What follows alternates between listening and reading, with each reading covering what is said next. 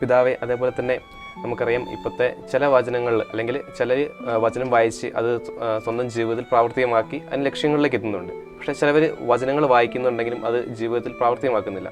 എന്തുകൊണ്ടായിരിക്കാം അത്? അവരുടെ മനസ്സിനെ സ്പർശിക്കുന്നില്ല. അവരുടെ മനസ്സിനെ സ്പർശിക്കാത്തതിൻ്റെ കാരണം എന്തായിരിക്കാം? കാരണം അതുകൊണ്ടാണ് ഈ ജ്ഞാനത്തിൻ്റെ പുസ്തകത്തിൽ 1-ാം അധ്യായത്തിൽ പറയുന്നൊരു കാര്യമുണ്ട്. അവിടെ പറയുന്നത് 1-ാം അധ്യായം 4-ാം വാക്യത്തിൽ പറയുന്നത് കപട ഹൃദയത്തിലേക്ക് ജ്ഞാനം പ്രവേശിക്കില്ല എന്നാണ്. കപട ഹൃദയത്തിലേക്ക് ജ്ഞാനം പ്രവേശിക്കില്ല. അപ്പോൾ ഈ കപട ഹൃദയം കൊണ്ട് നടക്കുന്നവർക്ക് എത്ര വായിച്ചാലും ഒന്നും തല കയറുകയില്ല. അതുകൊണ്ടാണ് പൗലോസ്ലേ പറയുന്നത് ഈ വിശുദ്ധ കുർബാന സ്വീകരണത്തെക്കുറിച്ച്, ഇത് നിങ്ങൾ സ്വീകരിക്കുന്നതിന് മുമ്പായിട്ട് നിങ്ങൾ എന്ത് ചെയ്യണം? ആത്മശോധന ചെയ്യണം. അങ്ങനെ ചെയ്യാതെ അത് സ്വീകരിക്കുന്നതുകൊണ്ടാണ് ചിലരൊക്കെ മരിച്ചുപോയി, ചിലരൊക്കെ ബലഹീനരായി, ചിലരൊക്കെ രോഗികളായി. ഇപ്പം ഒരു മൃതശരീരത്തിലേക്ക് രക്തം കുത്തിവെച്ചിട്ട് വല്ല കാര്യമുണ്ടോ? ഇല്ല. വചനവായന ഇതുപോലെ ആകാം. ഇതുപോലെ എൻ്റെ മനസ്സിനെ ഞാൻ തിന്മ കൊണ്ട്, എൻ്റെ വൈരാഗ്യം, വിദ്വേഷം കൊണ്ട് നിറച്ച് വെച്ചിട്ട് എന്തെല്ലാം വായിച്ചാലും അത് അങ്ങോട്ട് കയറുകയില്ല.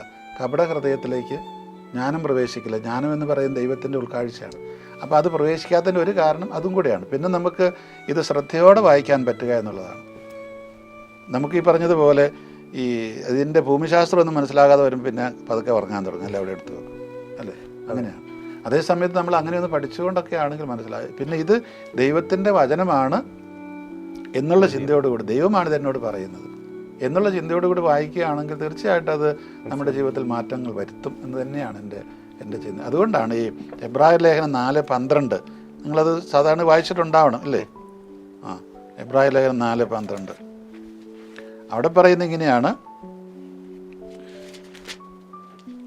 ദൈവത്തിൻ്റെ വചനം സജീവവും ഊർജ്ജസ്വലവുമാണ്, ഇരുതലവാളിനേക്കാൾ മൂർച്ചയേറിയതും ഛേദനയിലും ആത്മാവിലും സന്ധിബന്ധങ്ങളിലും മജ്ജയിലും തുളച്ചു കയറി ഹൃദയത്തിൻ്റെ വിചാരങ്ങളെയും നിയോഗങ്ങളെയും വിവേചിക്കുന്നതുമാണ്. ദൈവത്തിൻ്റെ വചനം സജീവവും ഊർജ്ജസ്വലവുമാണ്. പിന്നെ അത് ഇരുതലവാളിനേക്കാൾ മൂർച്ച എന്ന് പറഞ്ഞാൽ അത് അത്രയധികം ശക്തമാണ്, നമ്മുടെയൊക്കെ ഹൃദയത്തിലേക്ക് തുളച്ച് കയറും. പക്ഷേ ഇതിൻ്റെ പ്രശ്നം എവിടെയാണെന്നറിയോ? ഈ പറയുന്ന ഹെബ്രായ ലേഖനം 6-ാം അധ്യായത്തിൽ പറയുന്നൊരു കാര്യമുണ്ട്. അതിങ്ങടെ ശ്രദ്ധിച്ചാൽ മനസ്സിലായി എന്തുകൊണ്ടാണെന്നുള്ളത്. ഒരിക്കൽ പ്രകാശം ലഭിക്കുകയും 6-ാം അധ്യായം 4-ാം വാക്യം,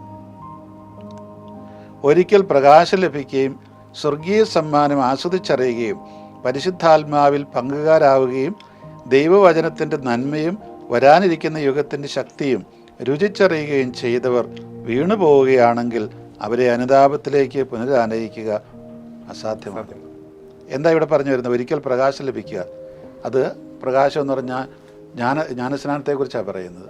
ഒരിക്കൽ പ്രകാശം, അന്നത്തെ കാലത്ത് അങ്ങനെയാണ് വിളിച്ചിരുന്നത്, പ്രകാശത്തിൻ്റെ കൂദാശയാണ്.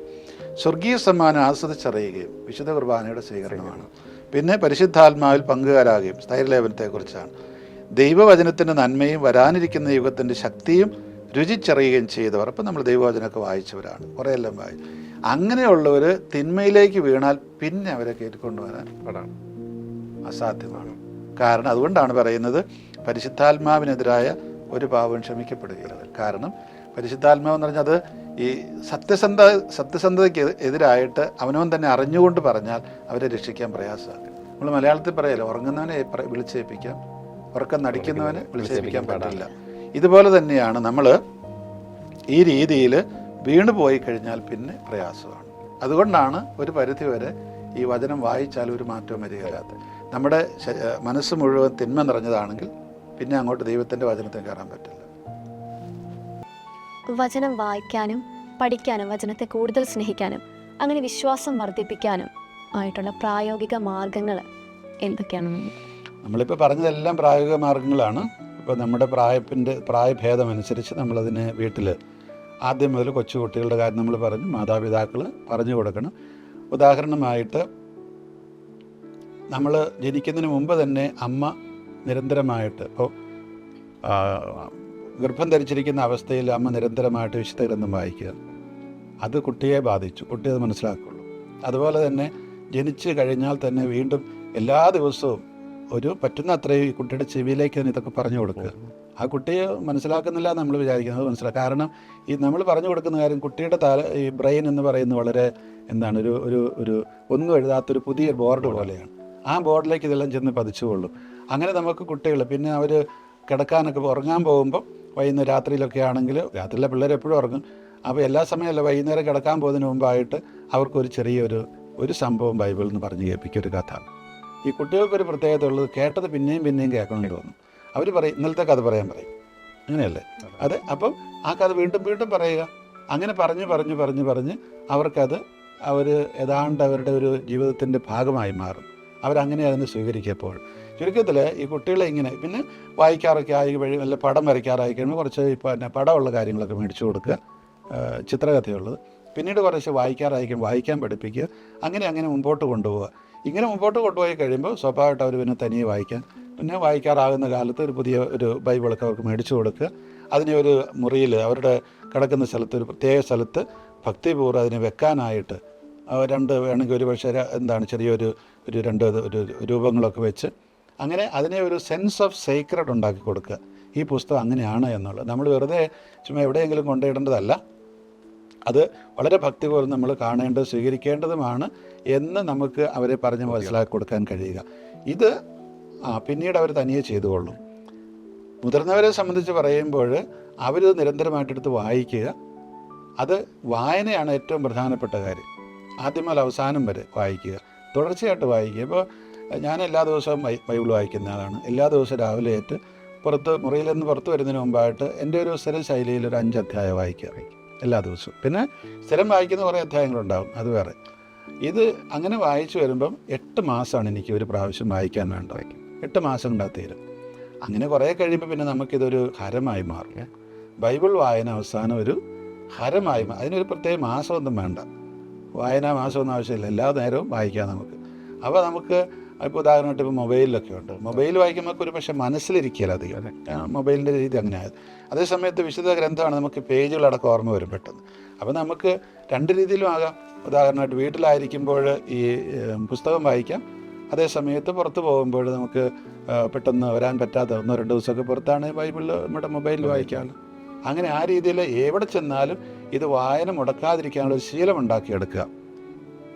പിന്നെയുള്ളത് നമ്മുടെ പ്രവർത്തനങ്ങൾ, നമ്മൾ ചെയ്യുന്ന കാര്യങ്ങൾ, പറയുന്ന കാര്യങ്ങളൊക്കെ ഇതിനകത്തുള്ള ഓരോ കർത്താവ് പറഞ്ഞു തരുന്ന ഓരോ കാര്യമുണ്ടല്ലോ, നീ ഇന്നത് ചെയ്യണം, ഇന്നത് ചെയ്യരുത്. അപ്പോൾ എൻ്റെ ചുമ്മാ ചിന്തിച്ച് നോക്കുക, ഞാൻ ഈ പറഞ്ഞനുസരിച്ചൊക്കെയാണോ ചെയ്യുന്നത്? നമ്മൾ കുറേ അധികം പ്രാവശ്യം വായിച്ചു കഴിയുമ്പോൾ സ്വാഭാവികമായിട്ട് നമുക്ക് നമ്മുടെ പ്രവർത്തനങ്ങൾ അങ്ങനെ തന്നെ അല്ലാതെ പിന്നെ കൊണ്ടുപോകാൻ പറ്റിയല്ല. കാരണം അറിയാതെ അത് വരും, മനസ്സിലേക്ക് വരും. അതാണ് ഇതിൻ്റെ പ്രത്യേകത.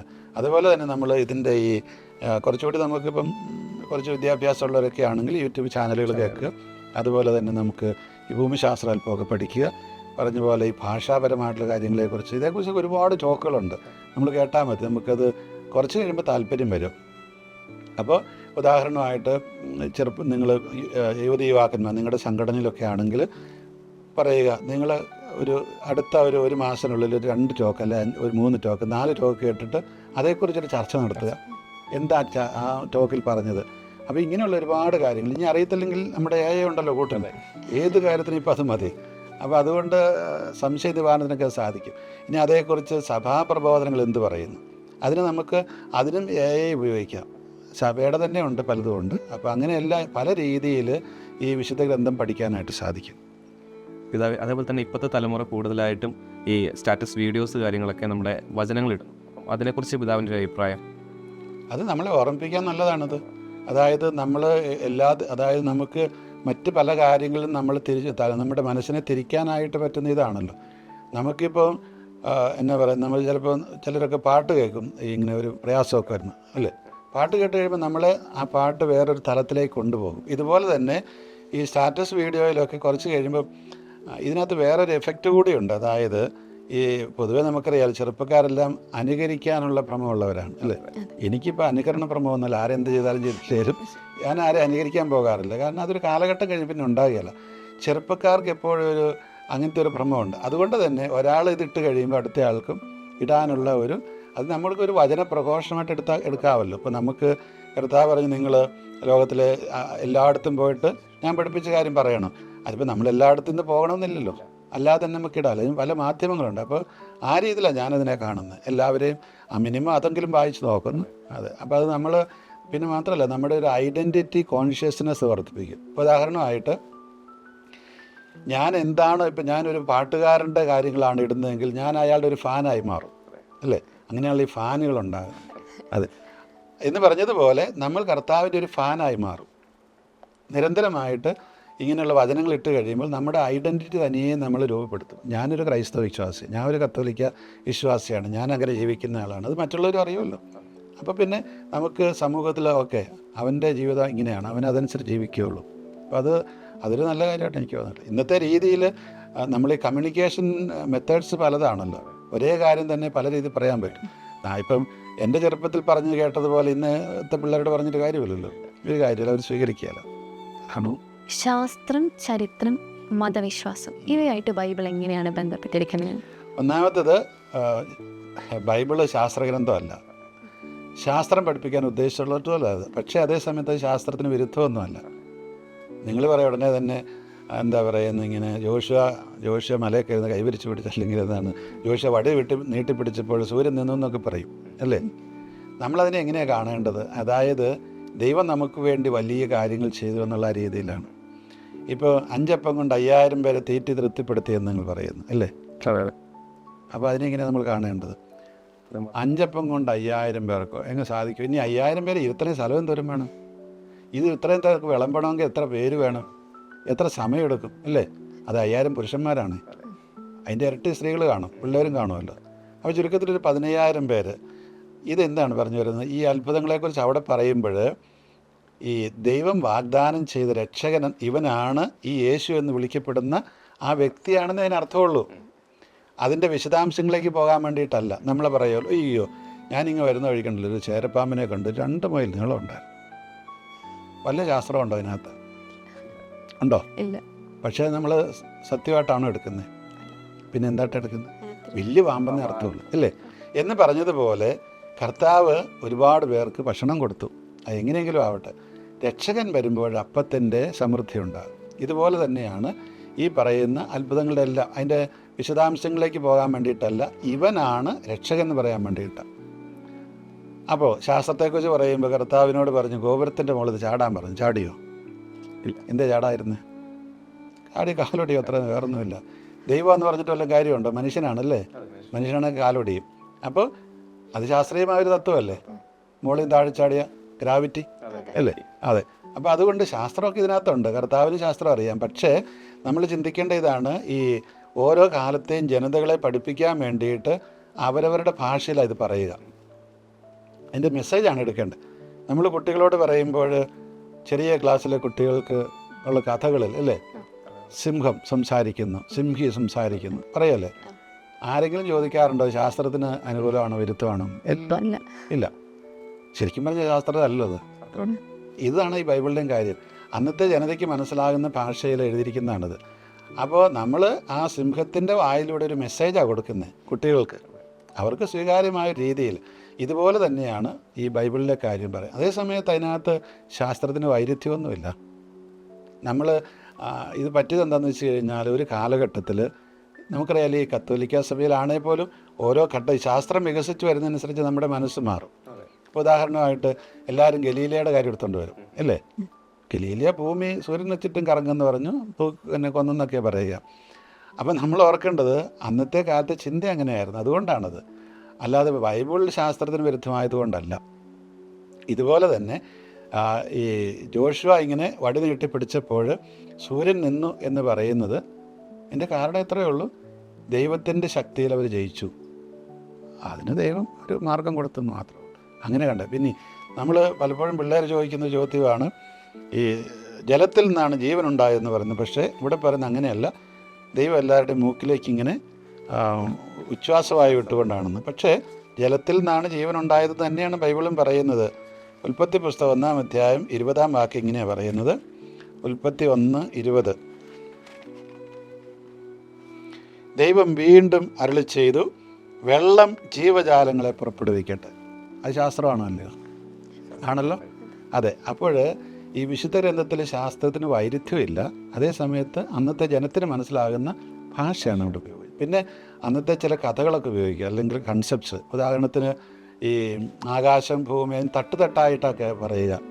പൗലോസ് പറയില്ല, ഞാൻ 3-ാം സ്വർഗം വരെ കയറി, എന്ന് പറഞ്ഞാൽ അന്നത്തെ സങ്കല്പത്തിൽ അങ്ങനെയാണ്. അല്ലെ പാതാളത്തിലേക്ക് ഇറങ്ങി. യഹൂദൻ്റെ വിശ്വാസത്തിൽ മരിച്ചവരൊക്കെ ഇങ്ങനെ ഒരു പാതാളം നമ്മൾ പറയും, പാതാളം അല്ലത്, അവർ ഷെയോൾ എന്ന് പറയുന്നത്, അതൊരു പ്രത്യേക സ്ഥലമാണ്. അപ്പം നമുക്കുള്ളതുപോലെ സ്വർഗവും നരകവും ശുദ്ധീകരണ സ്ഥലം മാത്രമല്ല അവർക്കുള്ളത്, അവർക്ക് പല തട്ടുകളുണ്ട്. അപ്പോൾ ഈ ചിന്തയൊക്കെ വെച്ചുകൊണ്ടാണ് ഇവരിത് എഴുതുന്നത്. അന്നേരം നമ്മളതിനെ അങ്ങനെ മനസ്സിലാക്കണം. ഇല്ലേ വേറെന്നുള്ള പറയും 6 ദിവസം കൊണ്ടാണ് 6 ദിവസം കൊണ്ടാണ് സൃഷ്ടിച്ചത്. നമ്മൾ വിചാരിക്കുന്ന 6 ദിവസം ഇന്നത്തെ 24 മണിക്കൂറിൻ്റെ 6 ദിവസമാണ്. വല്ല നിർബന്ധമുണ്ടോ? അന്ന് 24 മണിക്കൂർ വല്ലതും കണ്ടുപിടിച്ചിട്ടുണ്ടോ? ഇല്ല. അവരെ സംബന്ധിച്ച് ദിവസം വളരെ വ്യത്യസ്തമായിരിക്കും. അത് ചിലപ്പോൾ ഒരു 1000 വർഷമായിരിക്കും.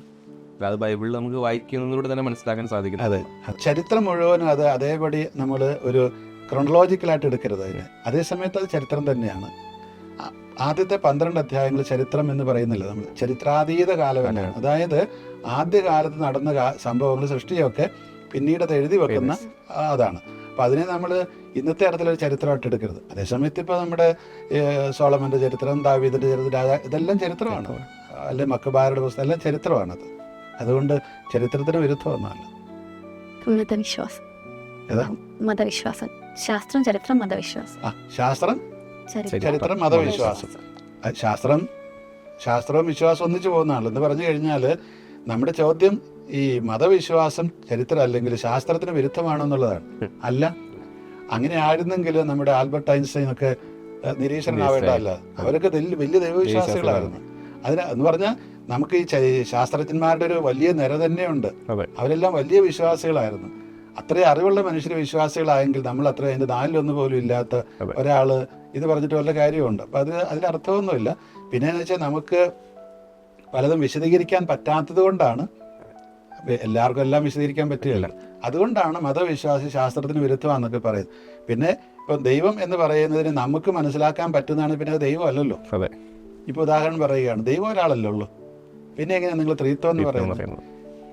നമ്മൾ പറയും ദൈവം സർവശക്തനാണ്. സർവശക്തനായ ദൈവത്തിന് 3, 3000, 300 ഒക്കെ ആകാൻ പറ്റില്ല. അല്ലെ പിന്നെ ദൈവം അല്ലല്ലോ. അല്ലെ ദൈവമല്ല, ദൈവത്തിന് ഏതുമാകാം. അതുകൊണ്ട് നമ്മളെ മനസ്സിലാക്കി തരാൻ വേണ്ടി ചില കാര്യങ്ങൾ പറയുന്നു. അത് ദൈവത്തിന് സാധ്യമല്ല എന്ന് പറയും. അതിൽ ദൈവം നമ്മുടെ ചിന്തയ്ക്ക് ഒക്കെ വളരെ അതീതനാണ്. അല്ലേ അത് ദൈവമല്ല. അങ്ങനെയുള്ള ഒന്നിനെയാണ് നമ്മൾ ദൈവം എന്ന് പറയുന്നത്. അതെ. അപ്പം അതുകൊണ്ട് ഈ മതവിശ്വാസം പറയുമ്പോൾ അത് ശാസ്ത്രത്തിന് വിരുദ്ധമല്ല. കാരണം അത് അങ്ങനെ ആയിരിക്കാൻ പറ്റുള്ളൂ. ഇങ്ങനെ പറയുന്നത് കേട്ടില്ല. ഒരു കൂട്ടുള്ള ചർച്ചകളിലൊക്കെ ഇങ്ങനെ സംസാരിക്കുമ്പോൾ നമ്മളോട് ഇങ്ങനെ ചോദിക്കാറുണ്ട്, ബൈബിൾ കുറച്ചുകൂടി ഒരു സ്ത്രീപക്ഷമല്ല എന്നുള്ളൊരു ചിന്ത പലപ്പോഴും പറയുന്നത് ഞാൻ കേട്ടിട്ടുണ്ട് പിള്ളേരുടെ ഇടയിൽ, പ്രത്യേകിച്ച് യൂത്തിൻ്റെ ഇടയിൽ. അതിനെ എങ്ങനെ ചോദിക്കുന്ന ആൺപിള്ളേരാണ് അവരോട് ചോദിക്കുക, നീ വീട്ടിൽ ചെന്ന് ഭാര്യ ഇങ്ങനെ ഇരിക്കുന്നു, നീ കഞ്ഞിയൊക്കെ വെക്കുന്നു, പിള്ളേരെ നോക്കുന്നു, എല്ലാം പിള്ളേരെ പാട്ട് കിടക്കി ഓർക്കുന്നു, നിനക്കതെങ്ങനെ തോന്നുന്നു? നീ ചെയ്യുമോ? ഇല്ല. നമ്മുടെ ഒരു സമൂഹത്തിൻ്റെ ഒരു പ്രത്യേകത അങ്ങനെയാണ്. അത് കാരണം സ്ത്രീയും പുരുഷനും ശാരീരികമായിട്ടും മാനസികമായിട്ടും 2 തലത്തിലാണ്.